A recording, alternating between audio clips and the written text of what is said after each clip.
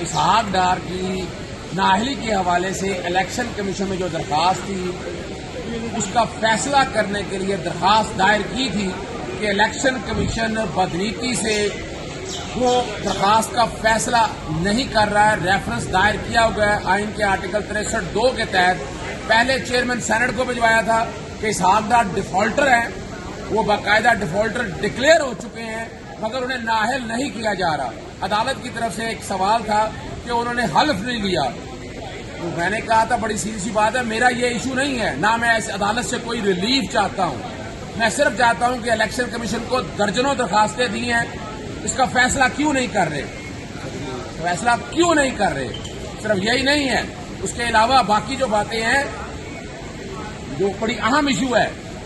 Election commission notice جاری کرتا ہے, نوٹس جاری کرنے کے بعد سماعت ملتوی کر دیتا ہے. اب عدالت سے یہی گزارش کی ہے کہ میں عدالت سے کوئی انٹرپریٹیشن لینے نہیں آیا, صرف الیکشن کمیشن اپنا آئین اور قانون کے مطابق فیصلہ کرے آرٹیکل 4 اور 5 کو سامنے رکھتے ہوئے. عدالت اس میں اٹارنی جنرل کی معاونت چاہتی تھی. میں کہا جی اٹارنی جنرل کا اس سے کوئی تعلق نہیں. اٹارنی جنرل موجودہ حکومت کا نمائندہ ہے اور آج ایڈیشنل اٹارنی جنرل بھی عدالت میں بغیر کوئی نوٹس کے نہ پارٹی بنائے, یہ کیسے پیش ہو رہے ہیں؟ یعنی یہ تو وفاقی حکومت کا کوئی کام نہیں ہے. الیکشن کمیشن جانے اور باقی جانے, الیکشن کمیشن کے علاوہ باقی کسی کا کام نہیں ہے. عدالت نے آرٹیکل 63(o) اور 63(2) کے تحت اہم ایشوز ہوں یا ملکی اور غیر ملکی شخصیات کی پریس کانفرنسز,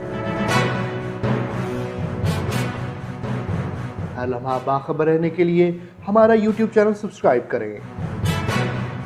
باوثوق ذرائع سے مصدقہ خبروں, تجزیوں اور تبصروں سے مستفید ہونے کے لیے ابھی ہماری ویب سائٹ کو وزٹ کیجیے. اس کے ساتھ ساتھ آپ ہمیں فیس بک پر لائک اور فالو بھی کر سکتے ہیں. اس کے علاوہ ہر ٹائم اوورسیز پاکستانیوں کے حالات اور مسائل کے حل کو جاننے کے لیے ہماری ایپ بھی ڈاؤن لوڈ کر سکتے ہیں. ہم کر رہے ہیں آپ کو ہر لمحہ باخبر, کیونکہ ہے 39 نیوز پر آپ کا اعتبار.